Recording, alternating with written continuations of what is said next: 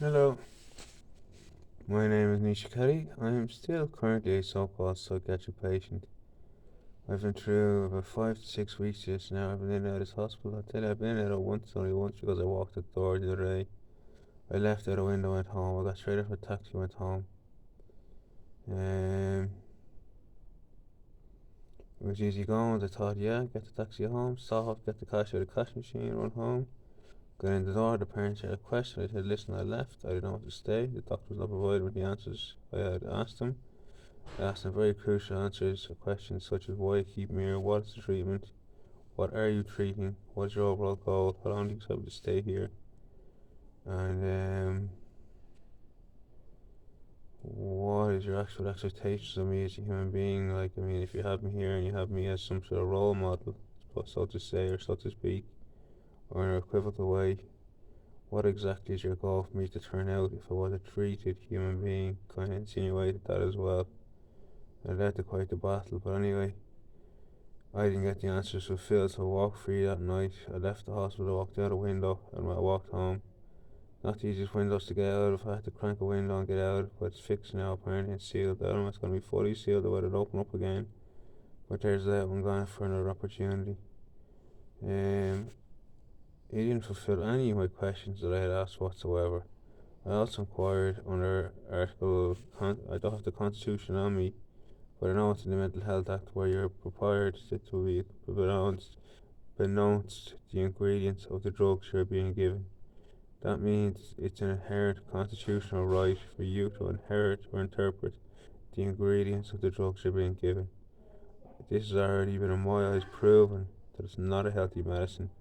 Therefore, each and every one of the people that can fall or consolidate in the articulation or the methodization of disposing or dispensing these types of drugs, which are known as antipsychotics, are committing a crime by not disclosing, not just not disclosing what drugs they are, which have inquired dozens of occasions and have been shot in every time. Art in the bucket, art in the bucket, art in the bucket, art in the bucket. We'll put you in touch with a pharmacist on 2 occasions. Never got to talk to a pharmacist. There seems to be this very rich, hypey, wealthy businessman here. He's making a fortune off the sale of these drugs. There's also the notion that people who are unemployed in this country are scapegoatable enough that they're so low in the eyes of whoever is high. I'm going to quote that whoever is high means that they're worthy of expulsion to the point that they belong in a hospital where they can be fed drugs which can fund the capita or the country state funds to where we're making money off the psychological drugs, the psychological, you could call it psychological warfare drugs, because they create warfare in your mind. They don't cure it, but they put a pinnacle in your mind.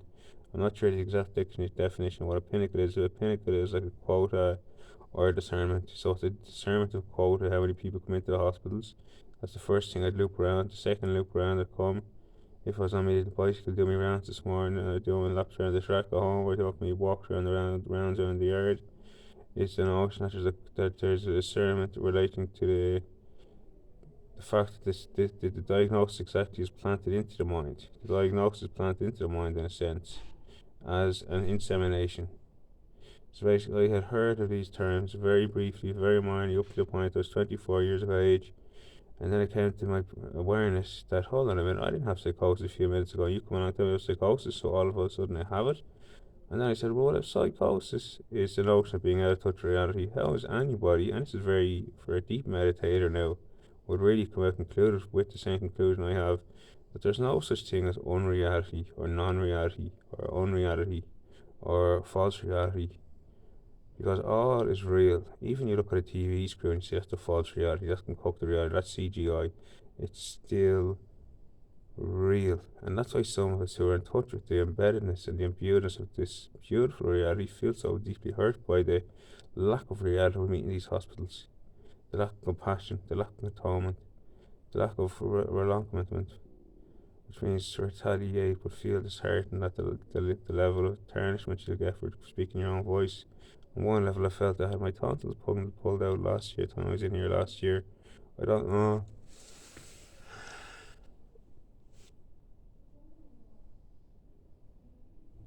I don't know if you can see if it's an actuality, but I felt like I had my tonsils ripped out. They also feel they're doing operations on it behind closed doors. I can't say for sure that, because you could just say that's your paranoia, it's your smithiness, that's your illness, we're not doing operations on you.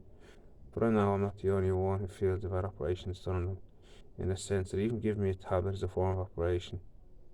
If you break it down, because you're operating on the human being in that sense, you're trying to quieten it down, or shut it up, or de-steam it, or decalve it. Decalve means to slow you down if you were running legs, if you had running legs on.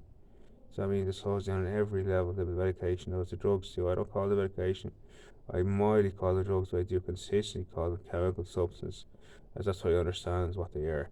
They, as somebody pointed out quite openly and abruptly, said the word barium, aluminium, calcium, or calcium, fernzite, lazurite, all these things like metals and compounds from the earth and other chemical byproducts from the chemical industry are being thrown into these drugs as some sort of waste disposal bin that apparently have some sort of sedative effect on the brain, which all it does is quieten it down when you have hyperactivity. It's not to say that all these so-called illnesses are associated with hyperactivity. Some people just want you to be a different person.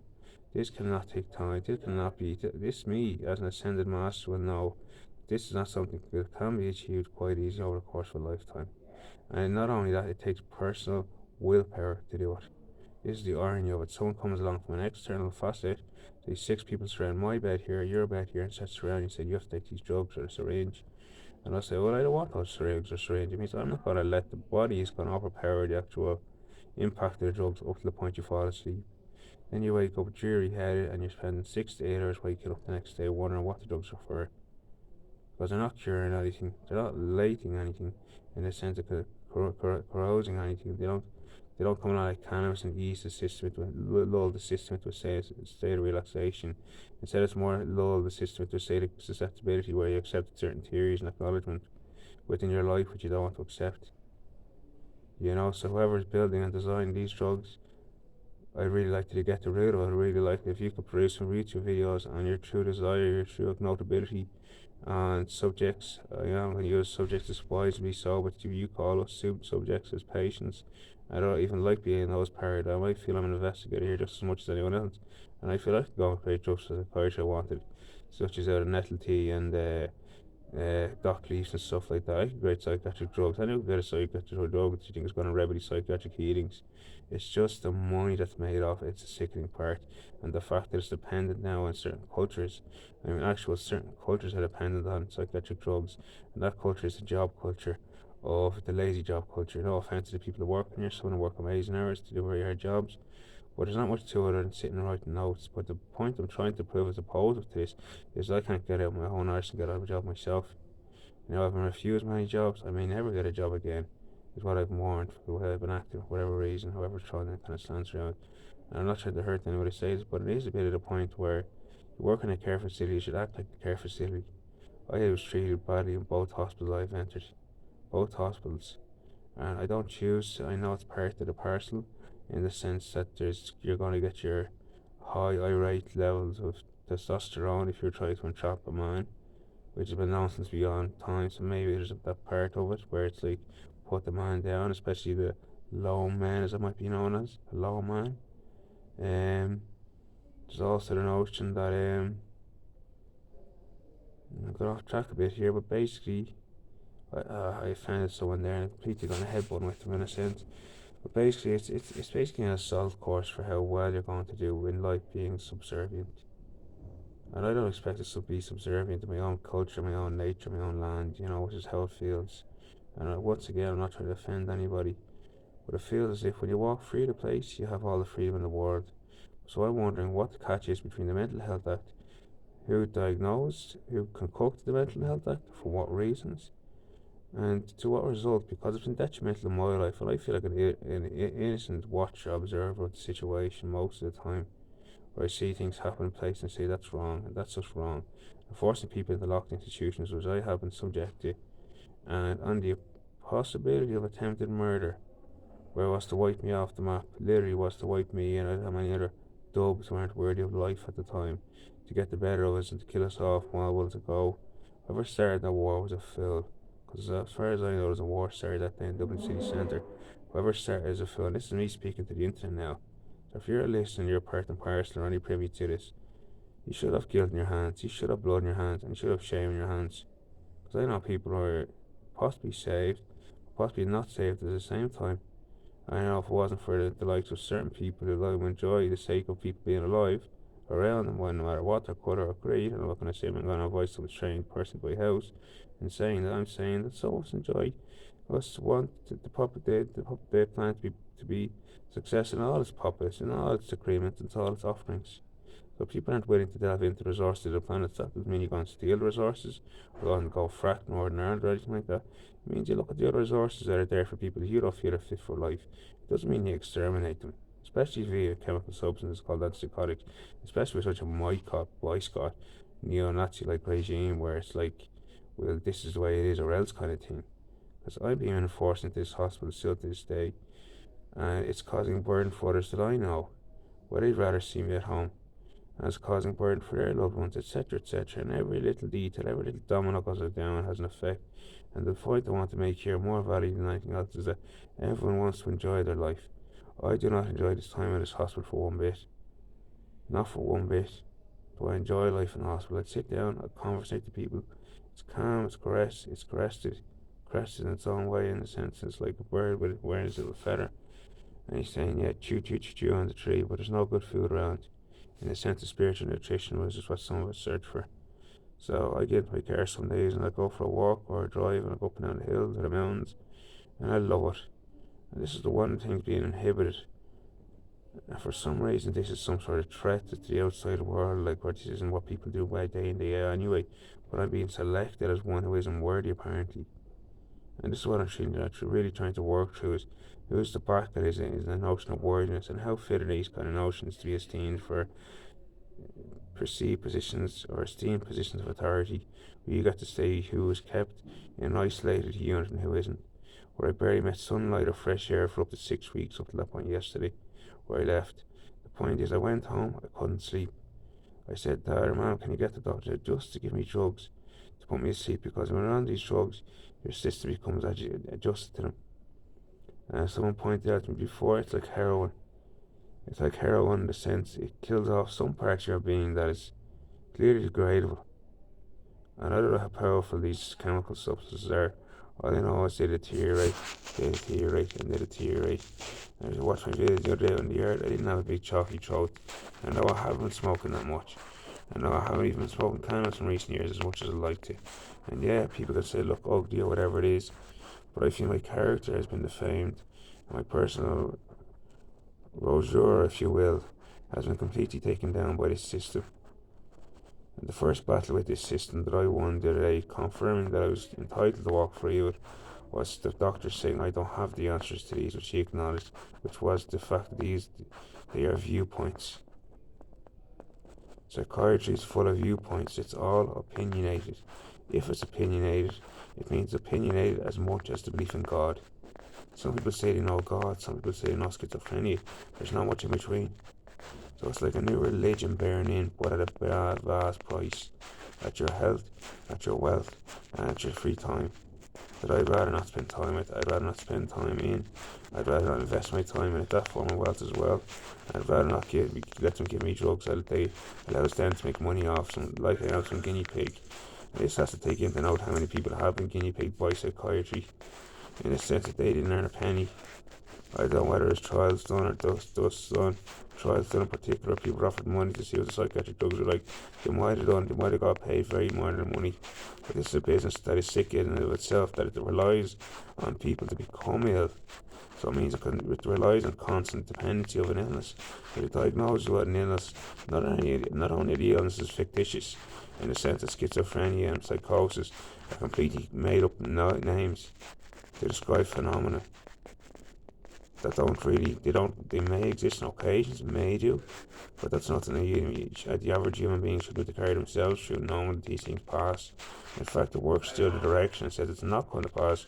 And the more you talk to these people, the more they're adamant you're suffering from some sort of disease. This is the battle going on. It's like, yeah. As if to say, yeah, you have a disease, what are you going to do about it, kind of thing, because we're more threatening in our outfit. And that's how it comes across, and that's why it's hard to challenge.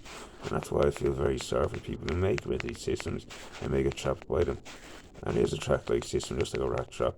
Not that I'm a rat in a trap, but I feel like a human being is trapped in a system where it's hard to talk your way out of when they apply Section C over you, which is that you're not able to make decisions for yourself. It's a very hard one to discuss, but leaves you with a bit of a face saying, how tall are you, how old are you, and how mature are you? But you're trying to make sure you're mature enough to make decisions for me. You want me dependent on a system that I don't agree with. You want me to depend on this system. You're taking the rug out from under my feet in a sense in relation to my own life. And everyone else has the right to do that, except for the 120 odd thousand in the Leinster region who want a psychiatry skep. And that's why via freeing myself up, I'd hope to free as many other people up as I can. I know I sound exhausted right now and I'm probably not the best spokesperson, but I've not slept all night. I find it very difficult to sleep in a room with 4 to 5 other males. It's not my comfortable and natural habitat. In saying that, I went home the other day. When I walked home, I got the taxi home back to my parents' house. I felt awful because I couldn't sleep, but I knew I'd went out the wrong door. I knew I had to wait for this mental health act to be unapplied or disapplied, or unemployed rather. But it's a form of employment that these people get paid to keep an eye on you, which is a crime under the Constitution. I have a right to privacy, but these people come along and keep an eye on you. That's undermining of one constitutional right. It might be the second that I mentioned in relation to the ingredients. It might be the third in the freedom of worship, because I don't worship psychiatry, but I would class it almost like a religion. So I should be allowed to worship cannabis because it's the right to freedom of worship. Under the Irish Constitution it is. That's where we live, and that's why I feel so threatened and challenged by this place that's challenging all the constitutional laws that are put in place in 1916, 1921 and 1922, and even up as far as 35 and 36. But the Mental Health Act only came into place in 2001 actually. But I do know that rights supersede acts and statutes. Inherent rights, that is. So I'm going to have to go over that again and see what you know are inherent rights.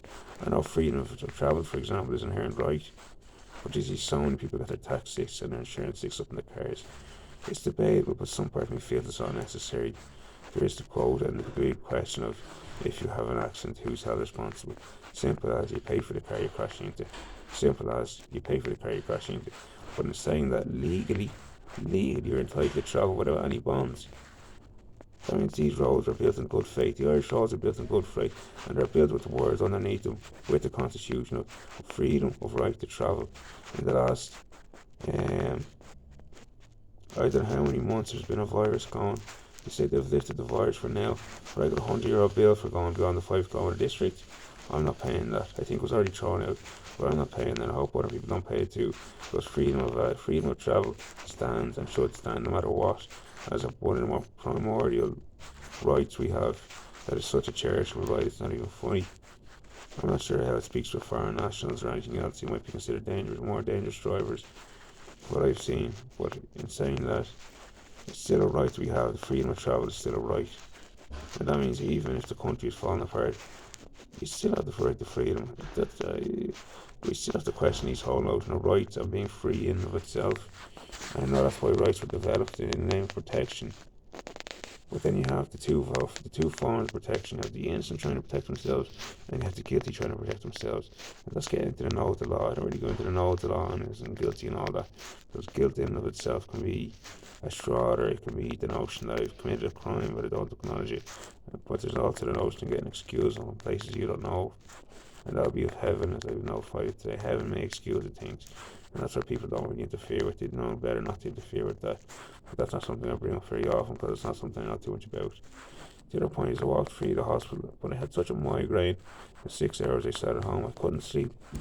And all I could think of, can someone get me cannabis? Can someone get me cannabis? Can someone get me cannabis? And I may look like some laxy, lazy, junky bee, but I'm genuinely not. I'm genuinely exhausted. I've been through a lot over the last few years, which has been thrown at me. And it's like every day, it's like you pick up a new deck of cards and you work through it, and you see where are the flaws here that can improve my life. And I know I'm stuck like millions, if not billions, of people across the globe. I know millions in Ireland possibly were stuck on their jobs, their lives, their lifestyles, their habits, their what's the word I'm looking for? Rapunzel's is the word I'm coming looking for, and I'm determined looking for a name, but past crimes. I think there should be an all accusal. I think Ireland as a nation should at least build towards building an accusal towards these things.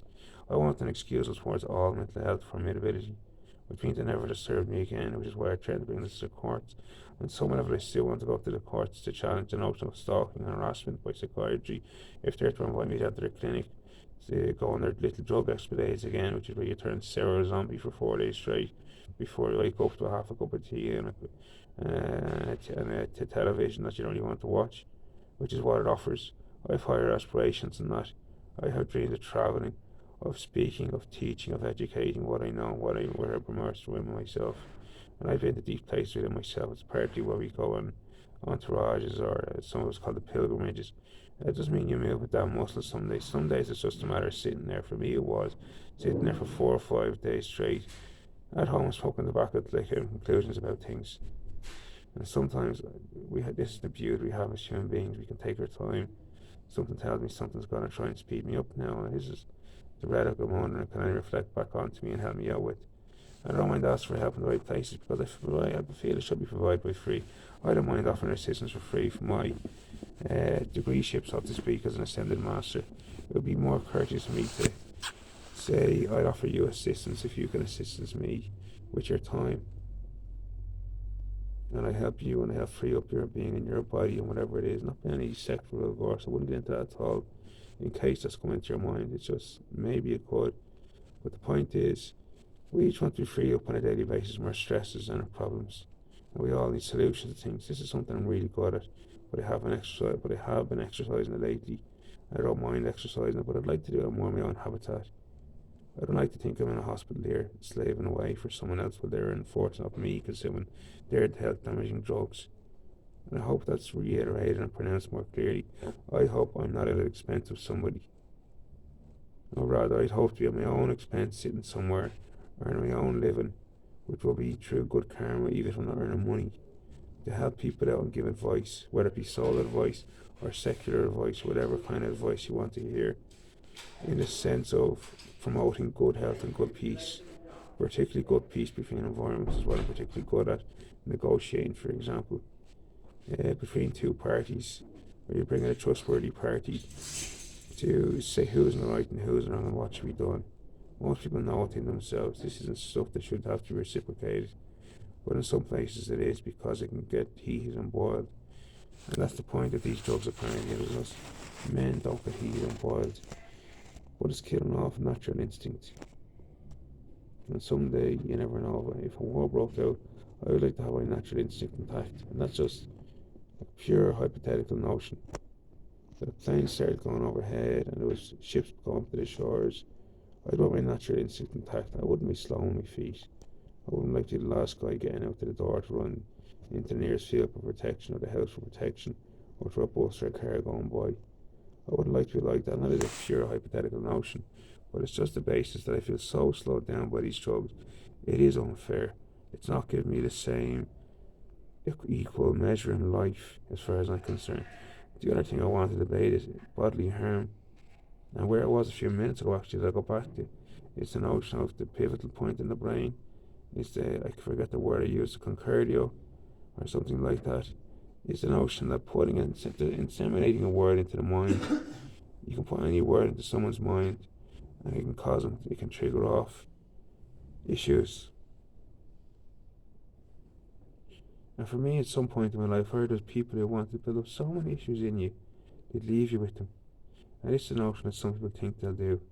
They'll make a meal out of your life, they'll get you someday, and they'll rummage in your head for years on end. And this is they call this a form of illness. I don't think it's an illness. I think that's a real genuine anger at someone, or hurt. And this is just from experience going through life and either witnessing this or experiencing or abrasion in particular, is the notion that someone build up a fictitious profile of someone in their mind, and they become as this demon. And this is what I went through in my teenage years, and it took me years to process, but I did make it through. And that's why I don't like my 20s and my 30s, when I'm even stronger than that, to think I need the assistance from junior medics or doctors, despite what they specialize in.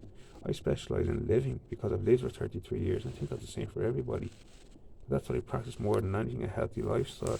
And the only disjoint to my healthy lifestyle is I have my very rare Chinese food now. They have an outlet here, but no other food to be offered.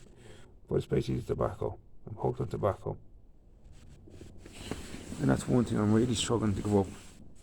And excuse me while I turn to my coffee. But the point is, this stuff makes you dumb and ugly. These medications make you dumb and ugly. And a lady came in to me yesterday morning, waked me up at about 10 a.m, 11 a.m. And she said, we're getting rid of them negative thoughts. And she popped a pill into my mouth. I was only half asleep, half awake, so I didn't know what drugs, I didn't know what negative thoughts we're talking about. But this is stuff I want divulged to me so I can have a relative relationship with my own apparent curing or caring for. And if I did have negative thoughts, that's all it is. It's these people who feel they need to cater to others through their own apprehensions of security, especially if they feel, I was a threat to the world. They need to deal with their own aggressions. These are the people that need to deal with themselves at the end of the day. Because a lot of life is going and looking at your pal, your neighbour, or your friend, or your enemy, and saying something about them.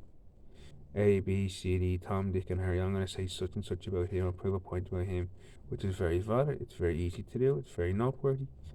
But at the end of the day, there is the notion of knowing thyself. I am a master of the self. I'm not only a perfected master, but an ascended master.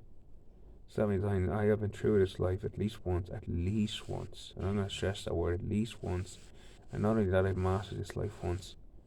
And this stuff was just wearing me out in relation to where I want to go in life. And everyone can feel in the world the way it goes to and fro, and you get newspaper articles and bombs and EU meetings and all this stuff that's hitting the world today. It's not very dull. It's incredibly dull, and I wonder if people want to lighten it up. But for some reason, people have thrown all the homosexual flangos at me. That you're an F this, you're an F that, and you're a C this, and you're a C that, and you're a woman's girl, blah blah blah blah. Like that stuff doesn't really get to me. The stuff that gets to me is the dullness of the world today. And that's why, because I feel it myself. I feel that my world is incredibly dull because of the drugs they give me. And it's like there's this preceding or preliminary or absconding or very highfalutin or else very, I have to find the right word now, condemning,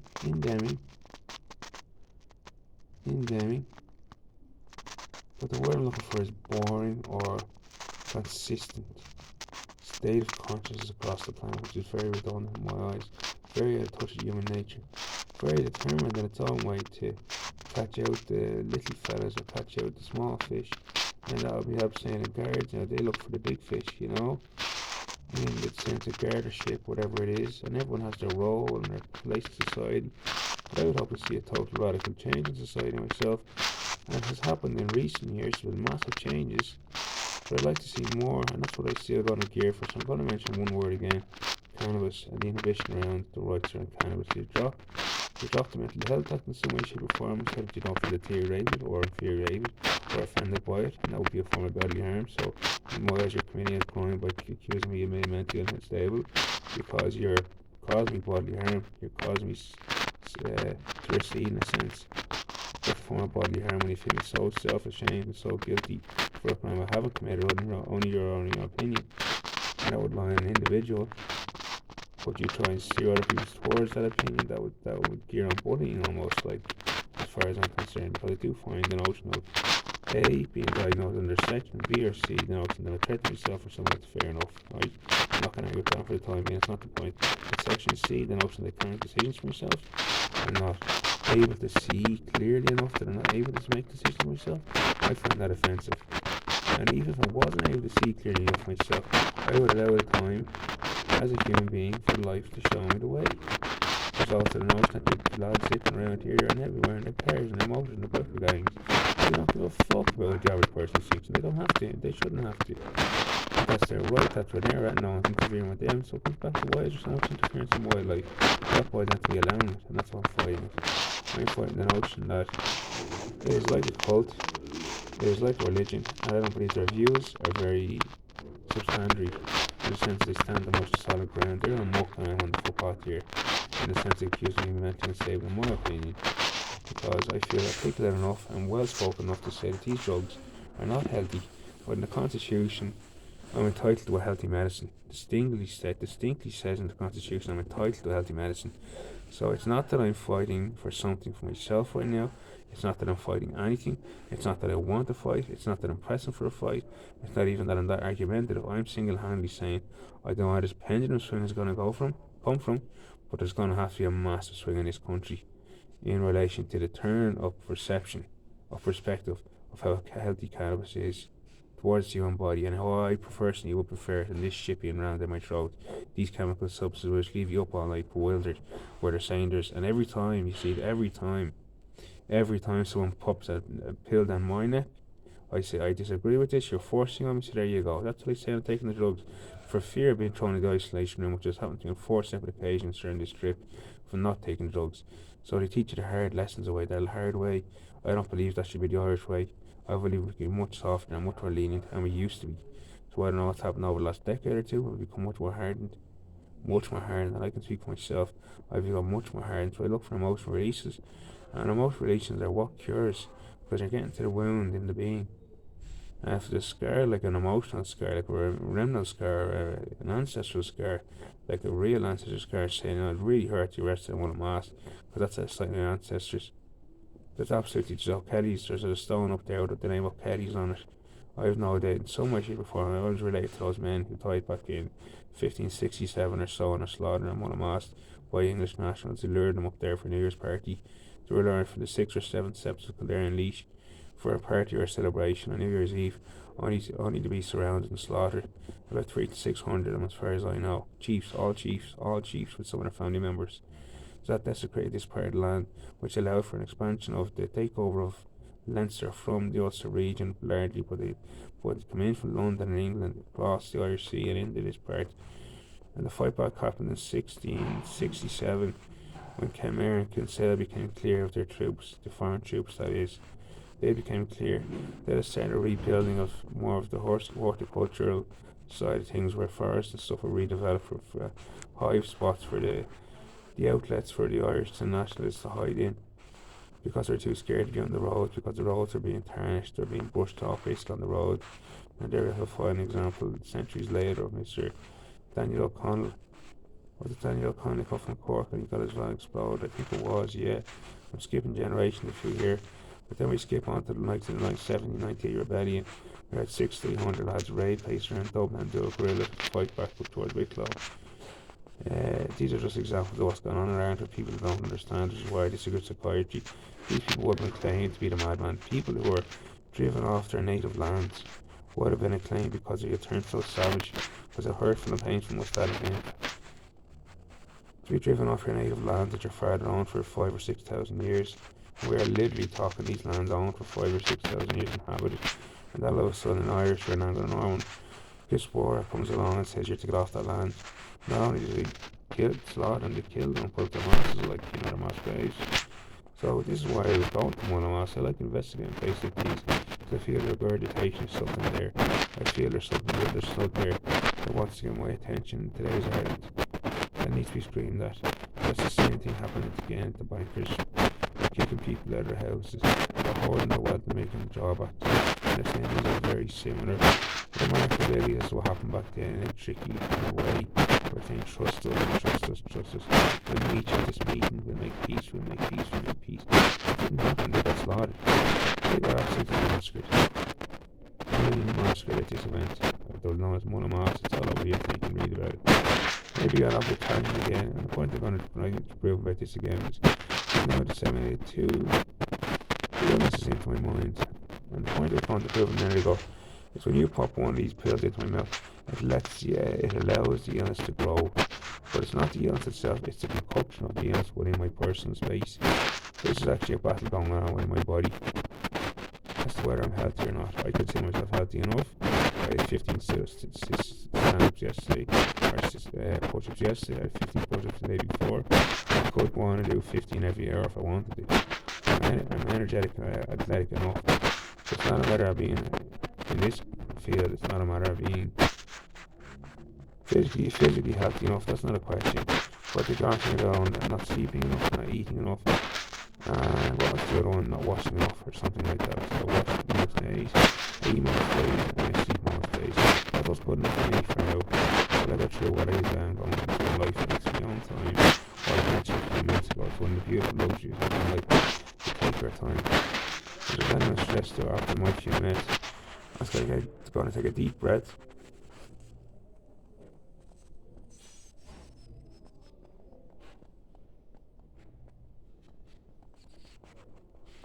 And relax into it again.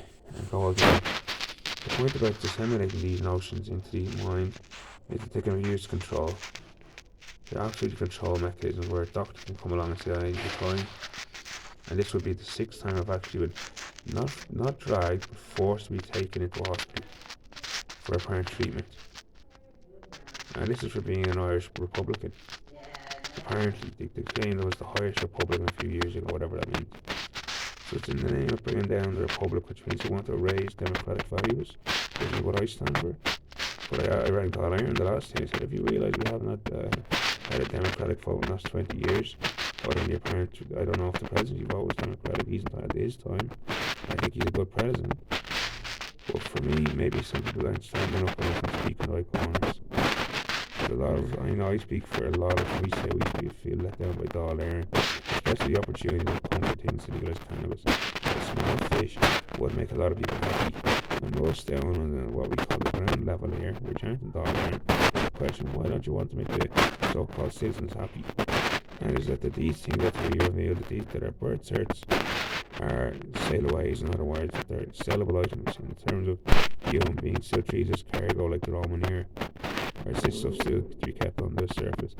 This is a lot of the stuff I researched and it came clear on the surface. That you watch, and it's funny, the first psychiatrist, the guy I met in the hospital, apparently was a guy I met in a Freeman Ireland website.